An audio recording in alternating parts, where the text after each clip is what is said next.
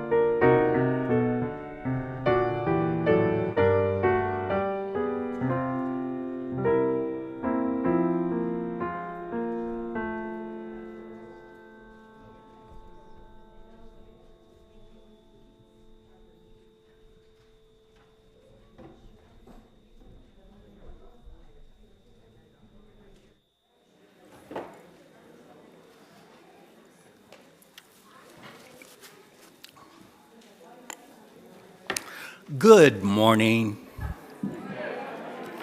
Welcome to QUUF Unitarian Universalist Fellowship. Whoever you are and wherever you come from, for this hour, we here are one gathered congregation and all are welcome.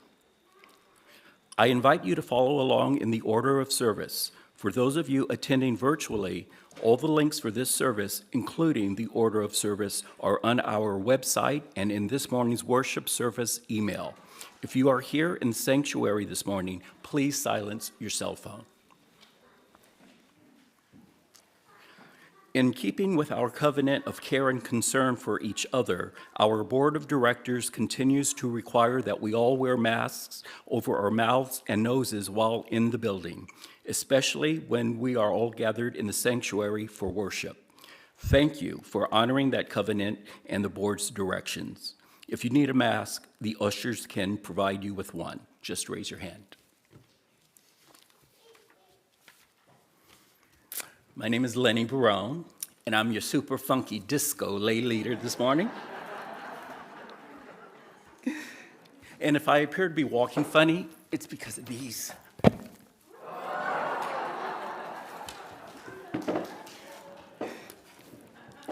I've been a member of the fellowship for 8 years, and I've enjoyed every moment of it. I'd like to welcome any visitors. If you are here in person, we all look forward to welcoming you outside after the service. The announcements are available on our website, www.kuuf.org, or in our weekly email newsletter, The Candle. Remember, everyone is invited to stay for the mission fair after the service today. And now, Maya Demick has a special brief announcement about our upcoming auction.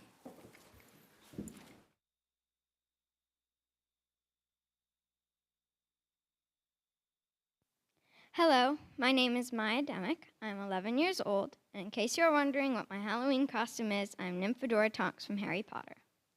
I have been coming to QUUF my entire life, and one of my favorite things in the past few years has been the online auction. And so, a few months ago, I joined the auction committee. I'm standing up here with a friendly reminder that the auction is coming up on November 5th through November 13th, and registration is open now. When you register, you have a chance to win an $125 gift certificate to Anthony's Restaurant. For inspiration on things to donate, I'm donating a drawing class and positive dog training class, and my sister is donating a homemade salad. The thing that often sells for the most money are activities that customers can participate in. Thank you, and I hope you consider donating items to the biggest fundraiser to QUUF, the 2022 QUUF auction.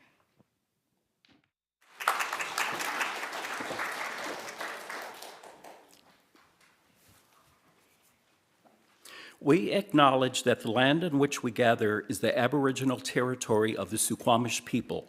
Expert fishermen, canoe builders, and basket weavers, the Suquamish live in harmony with the lands and waterways along Washington's Central Salish Sea, as they have for thousands of years. Here, the Suquamish live and protect the land and waters of their ancestors for future generations, as promised by the Point Elliott Treaty of 1855. Our worship leader this morning is the Reverend Bruce Bode, Minister Emeritus at Quimper UU Fellowship in Port Townsend. And now, Reverend Bode.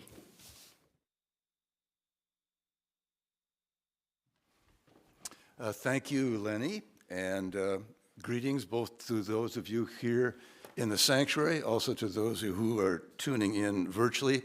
It's good to be with you on this Sunday of October 30, just one day before Halloween. During my 40-plus years as a religiously liberal minister, I've always designated the Sunday closest to Halloween as Halloween Sunday, a major religious festival for me that functions like a magnet, pulling together a whole number of themes. Not only the delight and sparkle of children, thank you children for dressing up, and also to you adults this morning who have done the same. But as we enter into the darker, colder, wetter half of the season, half of the year, It brings forward also themes of inversion and reversal, and of course Halloween brings in the shadow, the hidden, the unknown, the unconscious, including the demonic and destructive, and also, of course, the play of masks and magicians. It's a festival of and for the mythological trickster. So, over the years, I've had a great deal of energy for this Halloween Sunday, and on one of the Sundays a few years ago, I crafted a service related to Andrew Lloyd Webber's musical, The Phantom of the Opera. The music and the theme, to my mind, being perfectly fitted for Halloween Sunday. So, let's begin this morning with the 2-minute overture. It's an instrumental from The Phantom of the Opera, which will set the stage for this morning's service.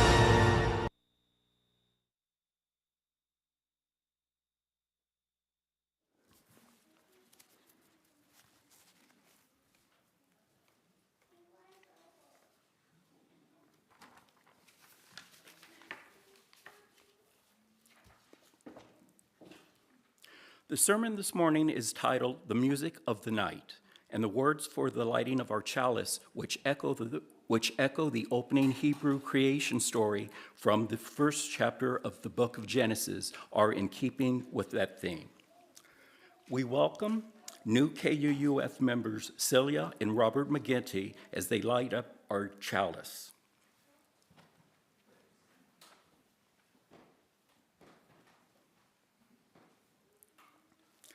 Let there be light, the light of joy, the light of happiness, and the light of contentment. May it illuminate our paths and fill our lives with peace. And let there be dark, for it is from our dark places that we are brought forward. Tried and tested and impelled toward growth, it is in these places that we realize compassion and learn to love. And there was day, and there was night, and there was joy, and there was sorrow, and it was good.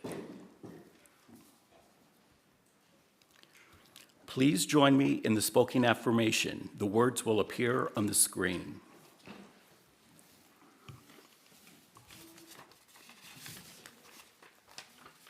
We gather as a caring community seeking life's deeper meanings.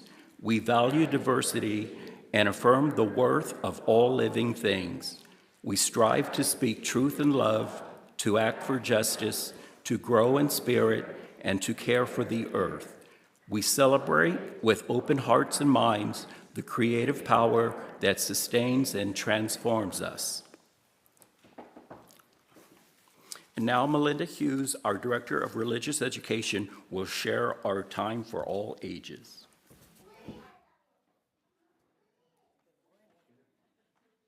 Good morning, everyone. I see a Harry Potter theme. Does anybody know who this hat belongs to? Professor McGonagall. Professor Ann, wait.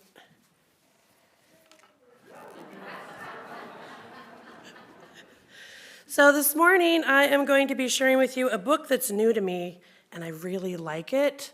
It's perfect for Halloween, and I would like you to think about which of our principles you see throughout the story. It is titled Room on the Broom by Julia Donaldson and Alex Scheffler.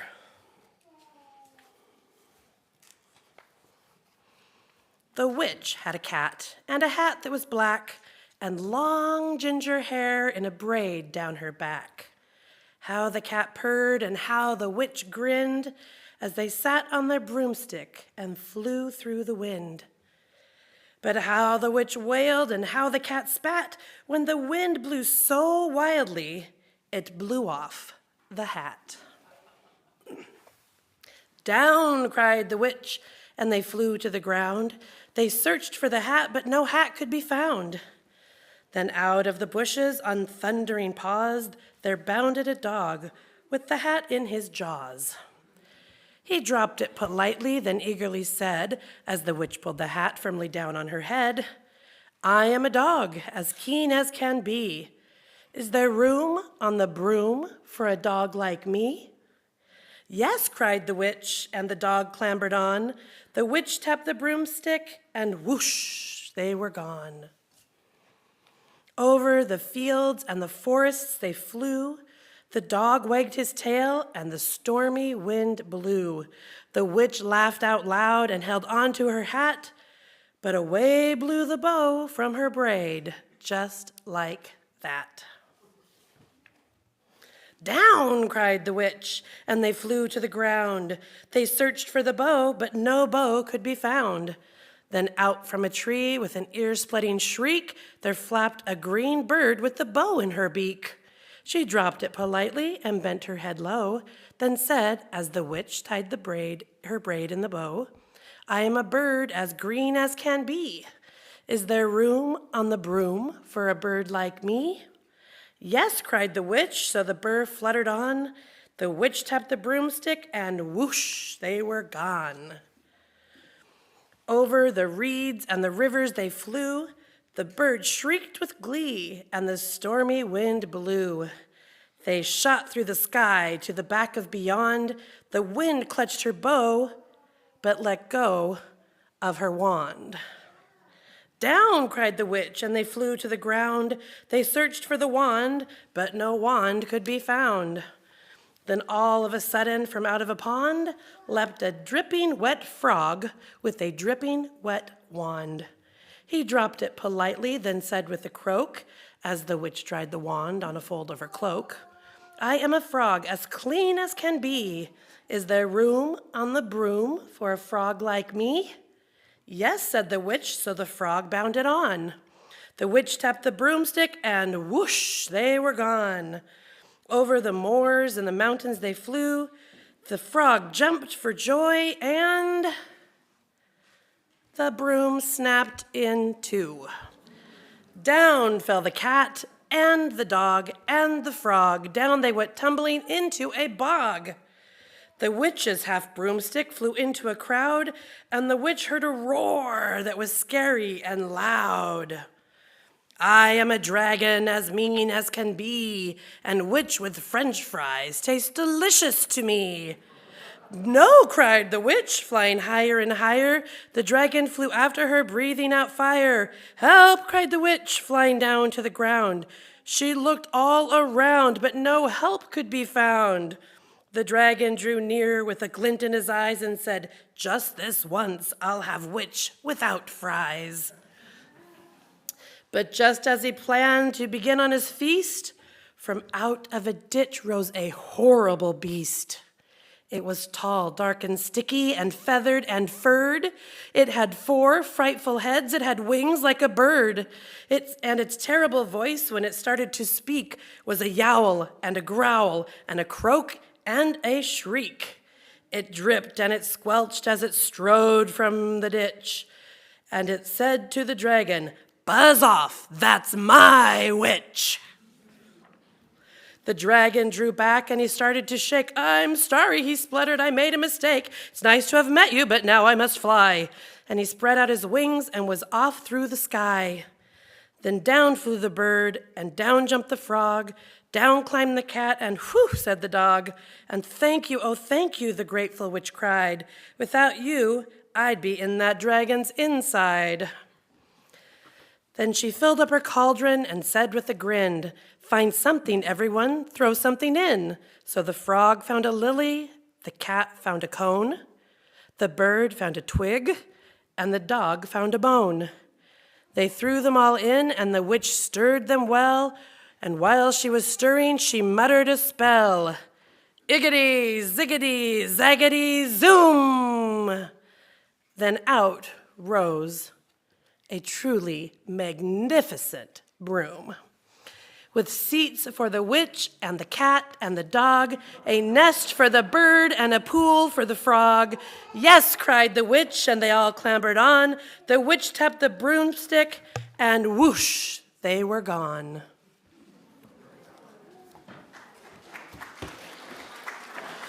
So, I hope you could hear either in our spoken affirmation, which includes all the principles, by the way, or in the principles, you could see how we as Unitarians can live through this story, or how our principles can live on as told through a story.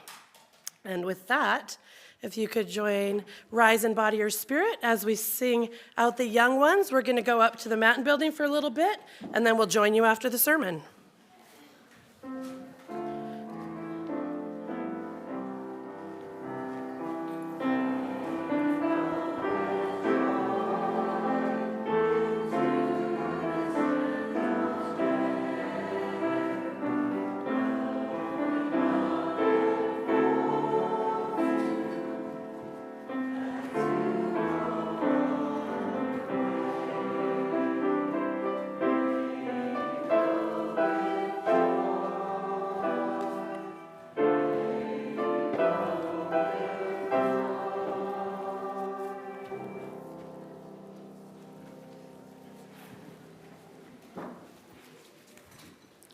We gather as a religious community to give each one of us a place where we can do the work of many.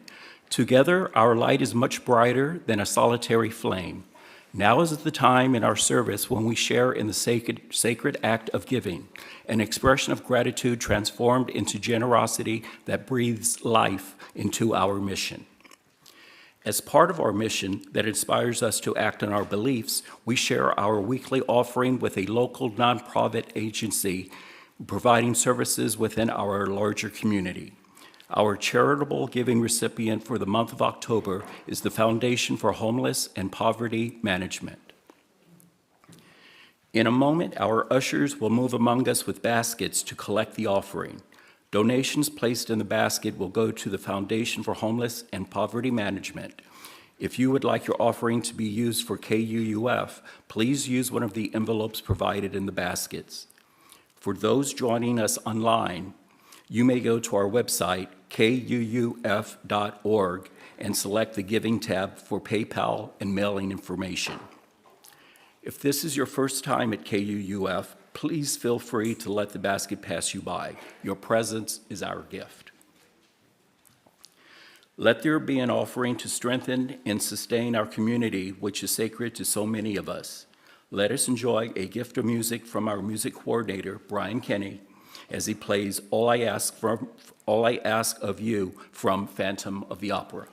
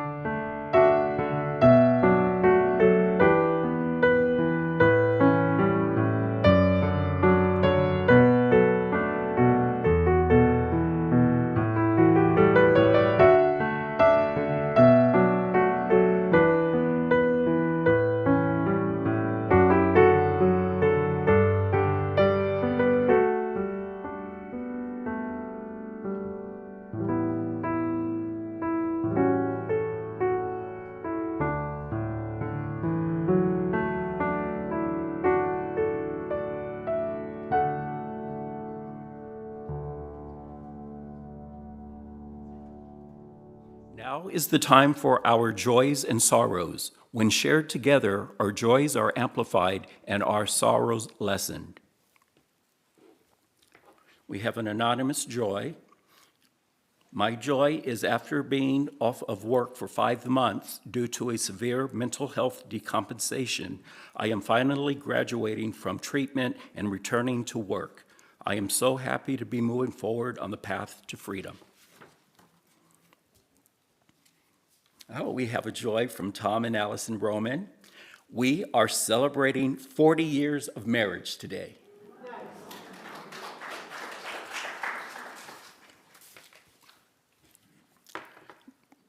We have a concern from Alan Newberg. My concern is with the recovery of Gary Sykes, who underwent lung surgery in Seattle this week. We wish him a speedy recovery. And we have a joy from Bonner Sams. My concern is for my friend in San Diego who was just diagnosed with non-HIV related Kaposi sarcoma. He hopes for a complete recovery. And we light one last candle for those joys and sorrows that are still too tender to share.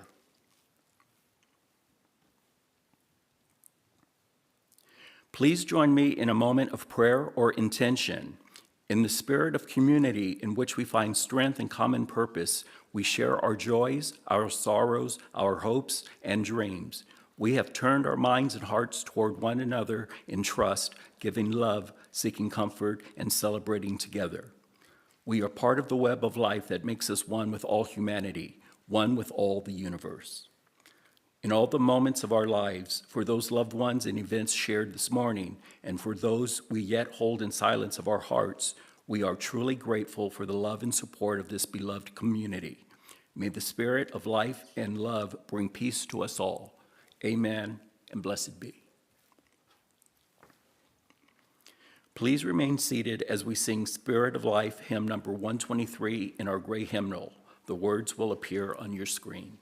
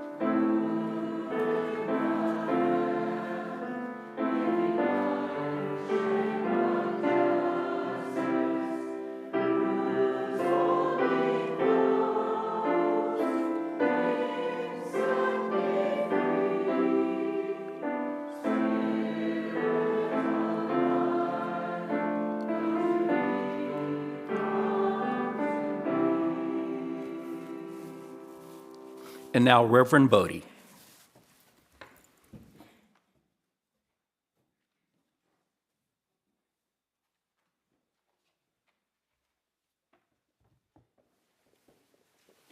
Thank you again, Lenny. Well, Halloween is a transitional time of the year, recognized as such by many cultures. It's a time of the year in the Northern Hemisphere when we are clearly in the darker half of the year, and the counterpart to this is May 1st, 6 months across from this. And so it's at this time of the year that the opposites come into play, not only in nature at large, but also in us, spiritually and psychologically, themes of contradiction, polarity, and paradox. Our reading this morning is from a little book by the Jungian analyst Robert A. Johnson. It's titled Owning Your Own Shadow, a book I highly recommend. And what I've done is I've pulled together a number of statements from this book, which I've set up for us to read responsively, if you would join me, and if you could put the words on the screen, we will begin. So I'm first, if you're not familiar with responsive readings, minister, then congregation, all right? Every human experience can be expressed in terms of paradox. Day is comprehensible only in contrast to night. Activity has meaning only in relation to rest.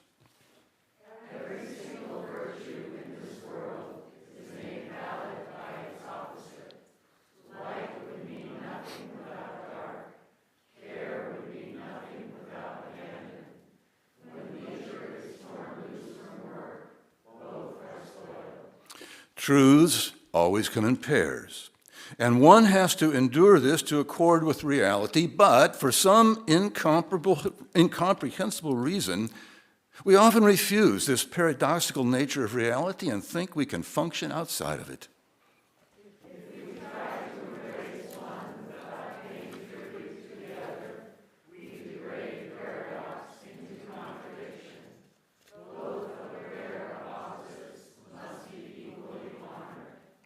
If we endure the collision of opposing elements in full consciousness, we embrace paradox.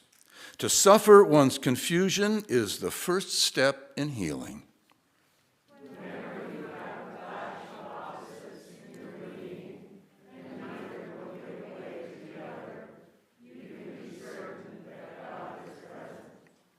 The religious faculty is the art of taking the opposites and binding them back together again, surmounting the split that has been causing so much suffering.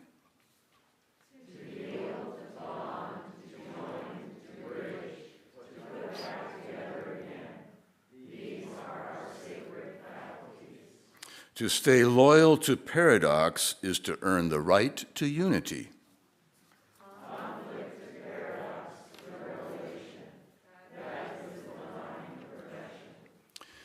The sermon portion of today's service, as I indicated at the beginning, will be a combination of message and music, fairly lengthy, related to Andrew Lloyd Webber's popular musical, The Phantom of the Opera.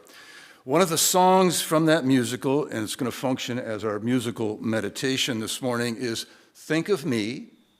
It's a duet sung by Christine and Raoul, two young adults who meet each other again after not seeing each other for many years. The song you will hear is sung by Sarah Brightman and Steve Barton of the original play, first staged in London in 1986. You can follow the words on the screen.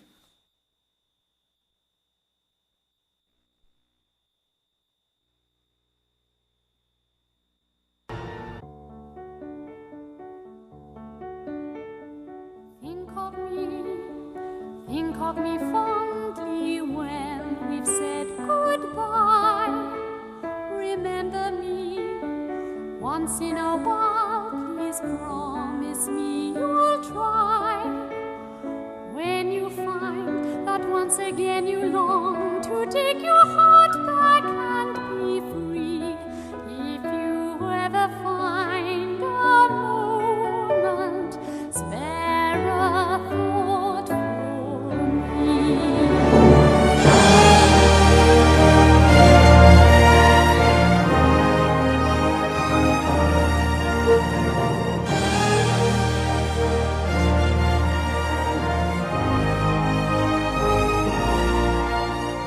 We never said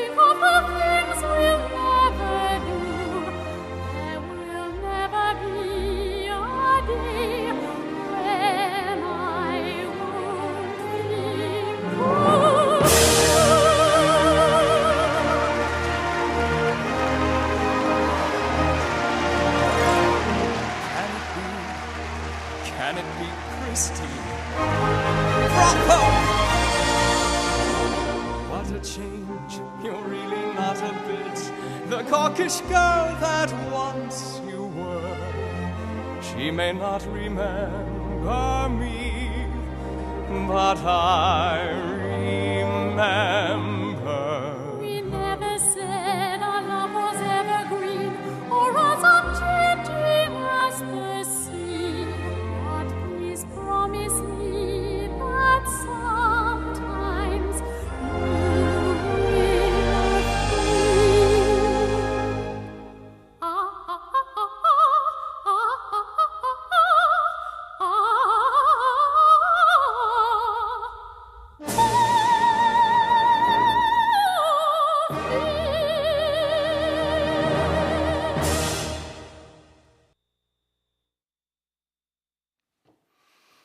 Andrew Lloyd Webber's The Phantom of the Opera first hit the stage in London's West End in 1986, came to Broadway's Majestic Theater in New York City in 1988, where it has been running ever since, except for the COVID shutdown, but by far the longest running Broadway musical ever. Though I recently read that the show will end this winter, the production costs are simply too much for such a spectacle as these.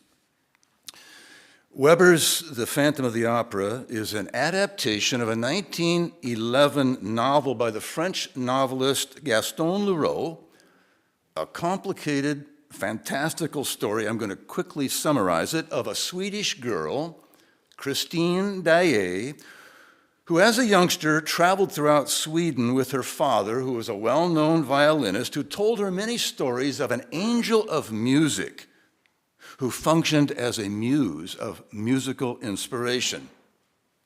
At this time, Christine also met and became friends with a youngster by the name of Raoul, Viscount of Chagny, who also had a chance to hear many of Christine's father's stories. Christine's mother died when she was only 6, and then sometime later her father as well, but not before promising on his deathbed to send Christine an angel of music to guide and guard her after his death. Following her father's death, then, Christine is brought to the Paris Opera House to be raised by an elderly widow whose husband had been a benefactor of Christine's father.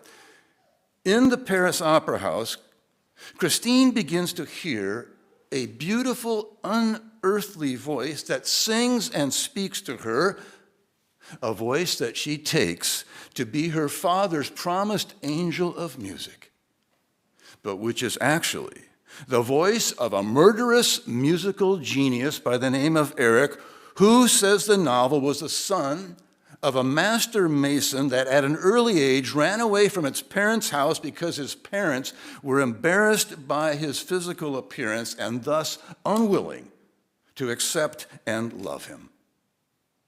After years of wandering, Eric secretly built a home for himself, complete with many trapdoors in the corridors and underground rooms of the Paris Opera House.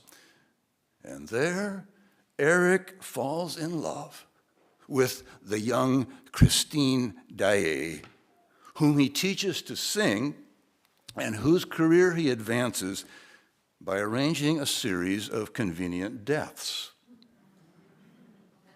Also in love with Christine is Raoul, whom Eric forbids Christine to see. Instead, Eric, always fully masked, kidnaps Christine and takes her to his home in the cellars, hoping that she will come to love him. And yes, Christine does begin to find herself attracted to her abductor and teacher. But all of this changes when she unmasks him, and to the horror of both of them, beholds his facial difference. The rest of the plot is too complex to relate here, as it's been complex enough, but suffice it to say that eventually Christine and Raoul do get together, being released by Eric after Christine has compassion upon him and allows him to raise his mask a little and give her a kiss on the forehead. And she, in turn, kisses him, something he had never received before, not even from his own mother, nor had he ever been permitted to kiss another. "Go," says Eric, "go and marry the boy whenever you wish. I know you love him." And thus, Christine leaves, promising Eric that when he dies, she will come back and bury him. This is the spine of the novel that Andrew Lloyd Webber found one day in the early 1980s in a New York City bookstore. He was wandering about the streets with some time to kill. Webber wanted to compose a musical romance, and he found enough romantic love elements in the Phantom of the Opera novel to give it a try. In Andrew Lloyd Webber's hands, then, the Phantom of the Opera becomes a full-blown modern romance, a love story, a love triangle, actually, between the young woman, Christine Daae, who is courted by Raoul, a nobleman's suitor from the world of light, the world accepted by society, and by a darker suitor, a mysterious underworld figure, namely the Phantom of the Opera, who is the main character in this musical, an abused genius obsessed by music who, because of his circumstances, his facial difference, and the accompanying rejection by society, a prejudiced society, has no way to let the world know of or to profit from his genius. And so he needs an intermediary. He needs a voice. And Christine Daae is his chosen intermediary, this young girl to whom he was the mysterious tutor. She was his voice, his angel of music, even while fatefully she believed him to be the angel of music promised her by her father. Thus, the Phantom needs Christine to sing for him in order to reveal his musical genius. Did he truly love her? Or was he just attracted to her voice and what she could do for him? Let's listen to the signature piece in Andrew Lloyd Webber's The Phantom of the Opera. It's the song titled The Phantom of the Opera. It is sung by Sarah Brightman as Christine, Michael Crawford as the Phantom, and again, you can follow the lyrics on the screen.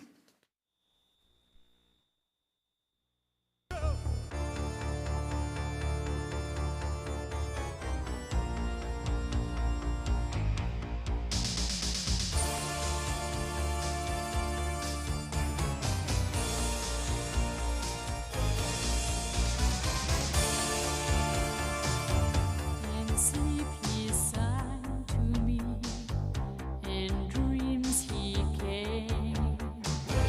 That voice which calls to me and speaks my name. And do I dream again? For now I find a Phantom of the Opera is there inside my mind.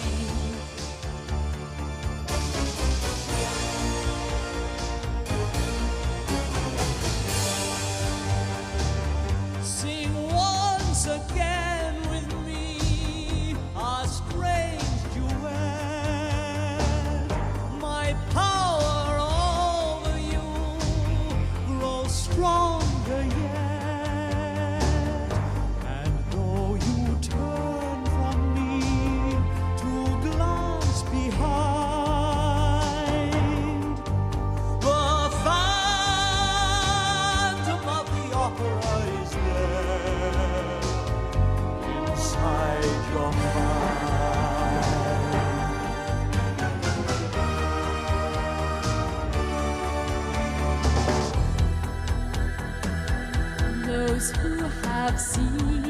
face, draw back in fear.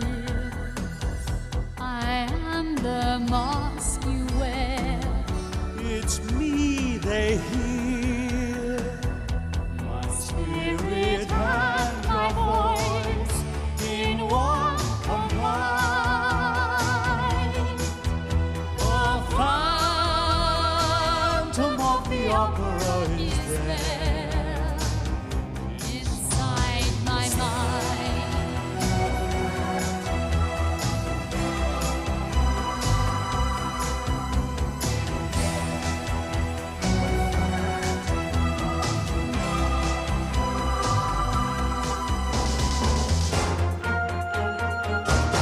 in all your fantasy. You always knew that man and mystery. Were both in you. And in this labyrinth where night is blind, the phantom of the opera is here inside my mind. Sing, my angel of music. Is there a phantom of the opera?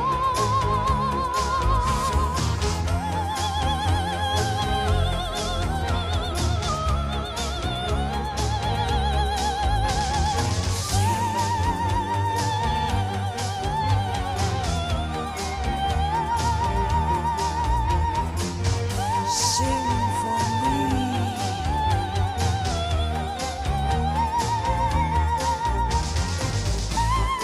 Sing, my angel of music.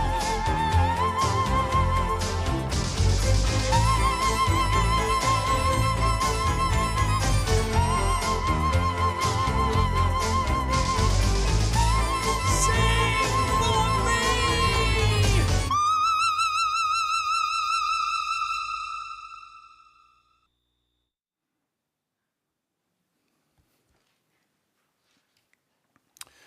The singer who sang the part of Christine in that duet, as you just heard, was, as I mentioned, the original singer of the opera.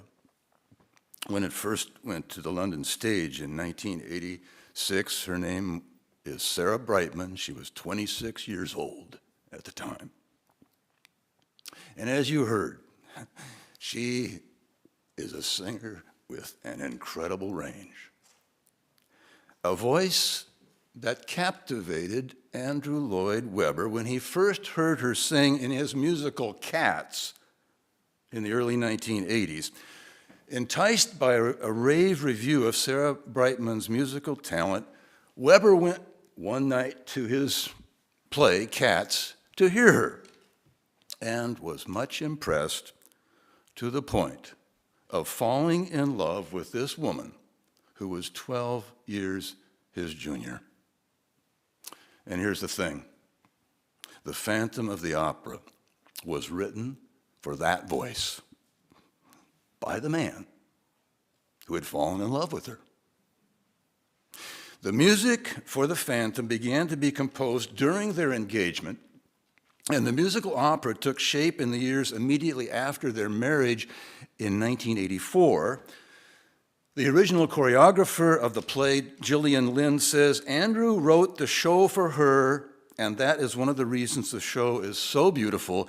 It has such love and passion in it. It was his love for Sarah pouring out. Thus, we have here a strange intertwining of fictional and factual worlds, a mixture of the theater world and of everyday life, so much so that it has been said that Andrew Lloyd Webber is the Phantom of the Opera, that the Phantom story is his story, and that Sarah Brightman is the muse and intermediary that both calls forth and reveals Webber's musical genius. In an interview, theater critic and writer Michael Coveney says, it must have hit Andrew at some point that the story of the Phantom was his story. The composer, the lurking figure, the unloved figure hidden away in the ghosting of the opera house with the woman he adored, the woman whose voice he had fallen in love with before he had fallen in love with the woman herself, and everything fitted into place. But returning to the play, we may ask the question, who has power over whom? And who needs whom? The phantom needs Christine to reveal his genius so that he can develop and give his gift to the world, so that he can have a place in the world. But she also needs the phantom's genius to reveal her musical talent, which is her gift to the world. In the signature song that we heard, the phantom claims that his power over her grows stronger yet. However, in that song, the phantom also notes that Christine turns to glance behind, a glance that will eventually take her away from the phantom. And the most painful part to the phantom, the part that the phantom feels is the greatest betrayal, is that he gave Christine the music and taught her how to sing. And how could Raoul help but love her when he heard her sing? Much later in the play, the phantom cries, "I gave you my music, made your song take wing, and now how you've repaid me, denied me, and betrayed me. He was bound to love you when he heard you sing." So this was the dagger that went in the deepest. The phantom gave Christine the gifts that would pull her away from him. Though here, real life departs from theater life, for in actual life it appears to be Andrew Lloyd Webber who pulled away from Sarah Brightman. She divorced him in 1990. After 6 years of marriage, his infidelities apparently playing a part, though they remained friends. And in the 25th anniversary celebration of the musical in 2011, if you ever get a chance, take a look at it. This was in London's Royal Albert Hall. Andrew Lloyd Webber, who was being honored, spoke movingly of Sarah Brightman as his angel of music. Let's turn now to another aspect of the musical play, the song, "The Music of the Night." This song has to do with the gifts of the night, the power of darkness, the beauty of darkness, and the meaning and significance of darkness. And as we are entering now more fully into the darker half of the year, let us sing a hymn of praise to the dark. Is light all? Does light exist by itself? Is light being and darkness non-being? Is darkness but the absence of light? Let's try it the other way around to see if we can get some balance.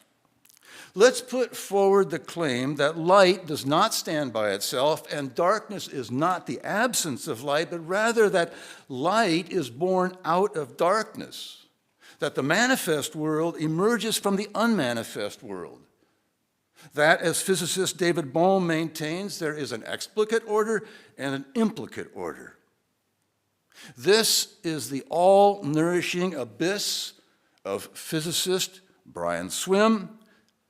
It's the creative void or pregnant nothingness of Eastern thought. Or again, from physics, think of the energy of a black hole in which all light is swallowed up. Everything emerges and comes out of darkness. Creativity takes place in the dark, below the threshold of consciousness. The music of the spheres pours forth from the dark. And so, give yourself to the power of the night.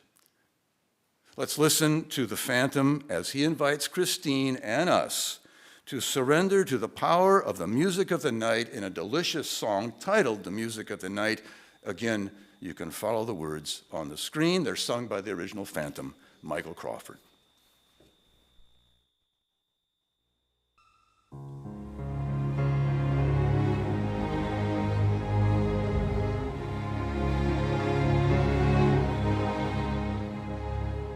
Nighttime sharpens, heightens each sensation. Darkness wakes and stirs imagination. Silently the senses abandon their defenses, helpless to resist the notes I write, for I compose the music of the night. Slowly, gently, night unfurls its splendor. Grasp it, sense it, tremulous and tender. Hearing is believing, music is deceiving. Hard as lightning, soft as candlelight. Dare you trust the music of the night? Close your eyes, for your eyes will only tell the truth. And the truth isn't what you want to see. In the dark it is easy to pretend that the truth is what it ought to be. Softly, deftly, music shall caress you. Hear it, feel it, secretly possess you. Open up your mind, let your fantasies unwind in this darkness which you know you cannot fight. The darkness of the music of the night. Close your eyes, start a journey through a strange new world. Leave all thoughts of the world you knew before. Close your eyes and let music set you free. Only then can you belong to me. Floating, falling, sweet intoxication. Touch me, trust me, savor each sensation. Let the dream begin, let your darker side give in to the power of the music that I write. The power of the music of the night.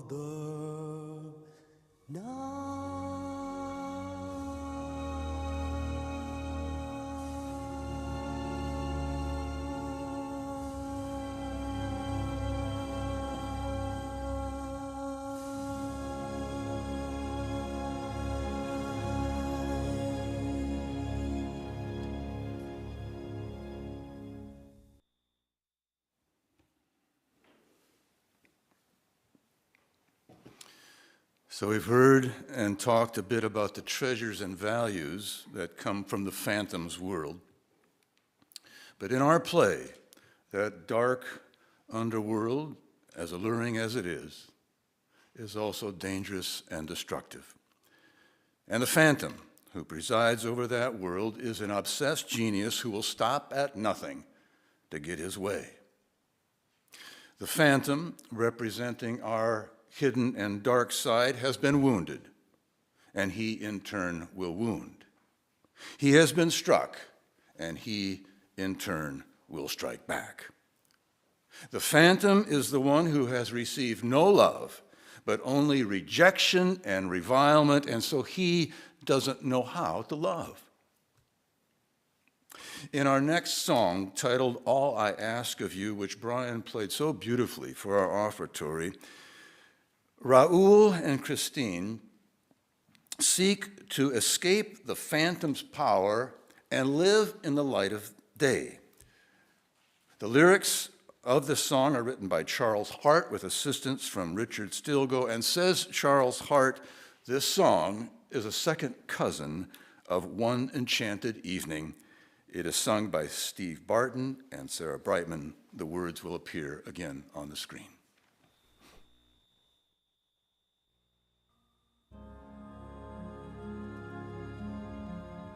No more talk of darkness. Forget these wide-eyed fears. I'm here, nothing can harm you. My words will warm and calm you. Let me be your freedom. Let daylight dry your tears. I'm here with you, beside you, to guard you and to guide you.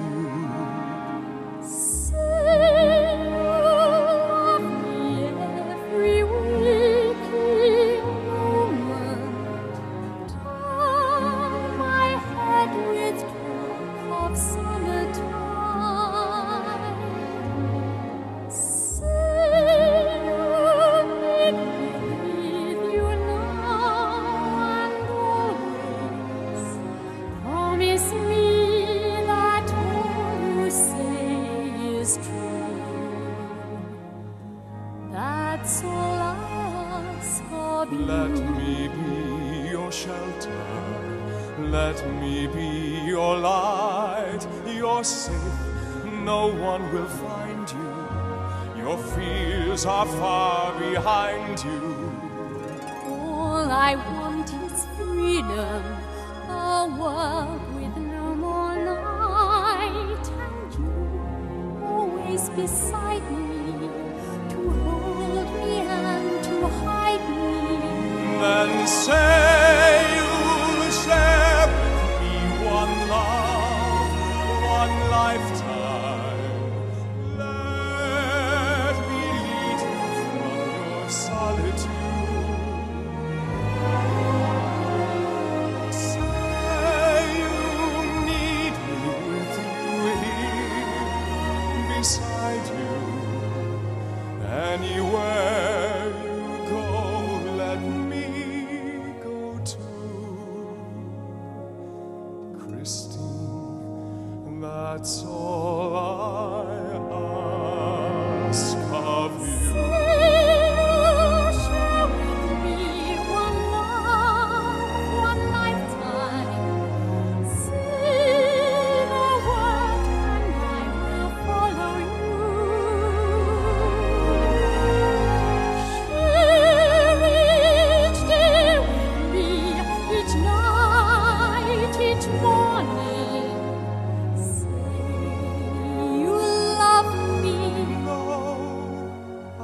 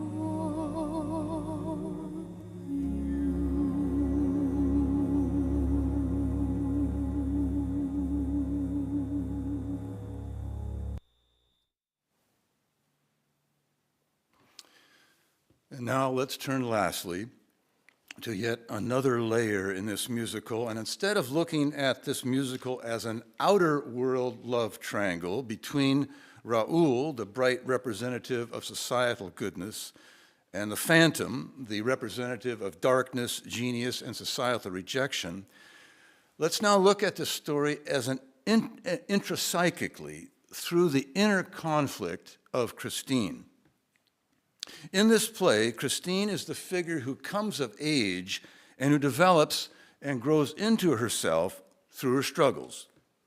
She is the one who feels the pull between the suitor of the day and the suitor of the night, and she's confused. She's uncertain whether the Phantom represents the voice of her father. Is the Phantom the angel of music that her deceased father was going to send her? She struggles to distinguish between her father and the Phantom. She longs for clarity. She longs for peace. Our next song, a solo sung by Sarah Brightman as Christine, is titled Wishing You Were Somehow Here Again. And in the play, both in the play and the movie, the song is sung in front of the gravestone of Christine's father. Again, the words will be on the screen.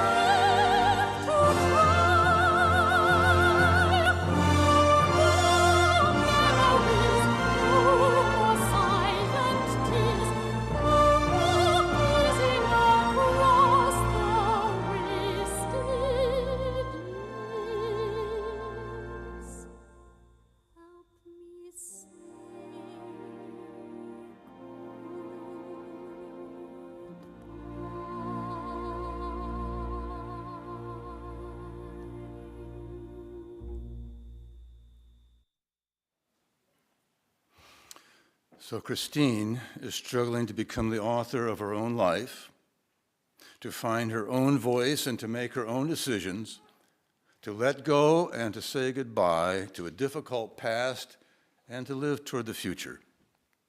She's caught in an interior psychic struggle between the authority of the past that's represented by her father and the Phantom and the authority of her own life that's represented in her love for and attraction to Raoul. The climactic event in the play occurs in dramatic fashion. The Phantom writes a play for the opera house titled Don Juan Triumphant, in which Christine is to have the lead role.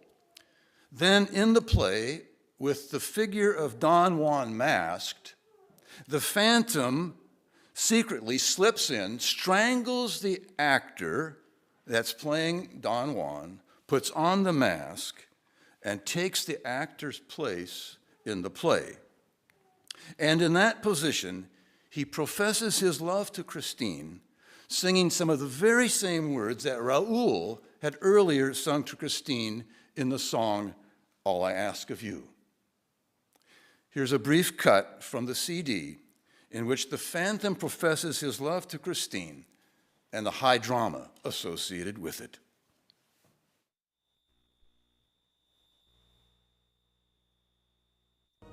Say you'll share with me one love, one lifetime. Lead me, save me from my solitude. Say you want me with you here beside you.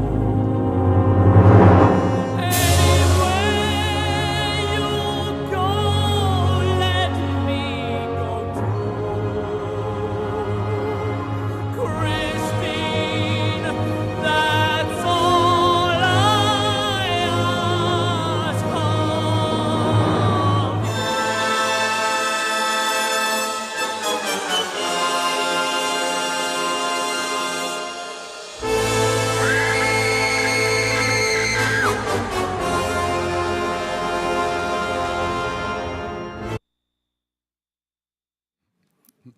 What has happened here is that Christine, coming under the spell of the Phantom, nevertheless unmasks him so that his facial difference is revealed for all to see.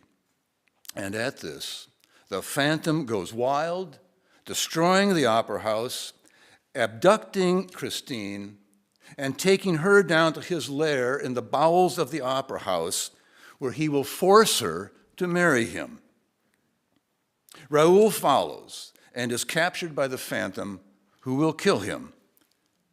But the Phantom's hand is stayed when Christine expresses genuine compassion for the Phantom.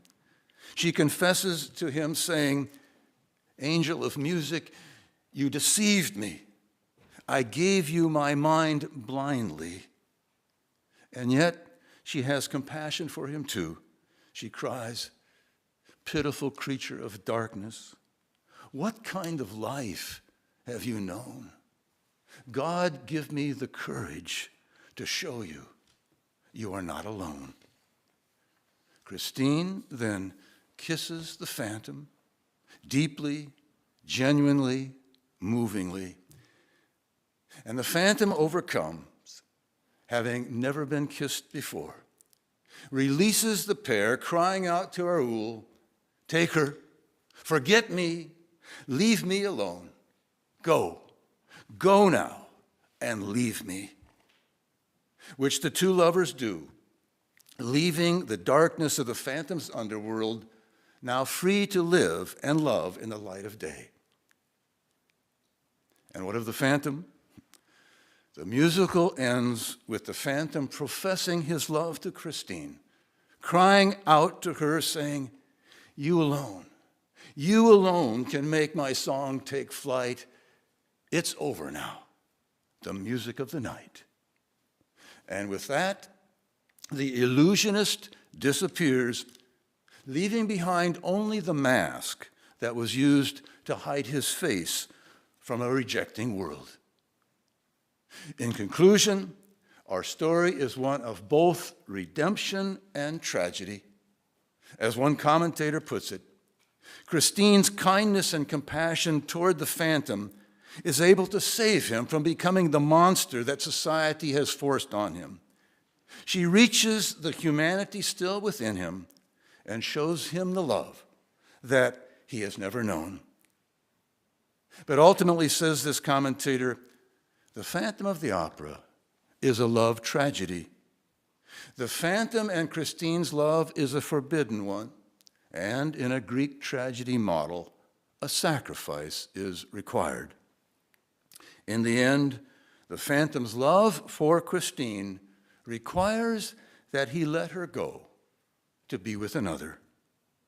Though she will remain the love of his life, the Phantom accepts his banishment and lets go of Christine to allow her to find happiness in a life that he cannot give her, sacrificing his happiness for that of Christine's. The Phantom withdraws to a life of isolation and loneliness. And thus the plight of the Phantom touches our hearts. We go with him as he vanishes into the darkness of the night. That's my sermon message for this Sunday, a day before Halloween. I want to thank Brian Kinney, our technicians, Tanisha Smith, Marcy Mathis, Mike Menifee, Rosie McDougall, and Lenny Byron, all for working with me on this service. Thank you. Our closing words are from my colleague, the Reverend Kendall Gibbons, which will be followed by the extinguishing of our chalice. She writes, "There is finally only one thing required of us, and that is to take life whole, the sunlight and shadows together, to live the life that is given us with courage and humor and truth. We have such a little moment out of the vastness of time for all our wondering and loving. Therefore, let there be no half-heartedness. Rather, let the soul be ardent in its pain, in its yearning, and in its praise. Then shall peace enfold our days, and glory shall not fade from our lives." And now we extinguish this flame, but not the light of truth, the warmth of community, the fire of commitment, or the power of transformation. These we carry in our hearts until we are together again.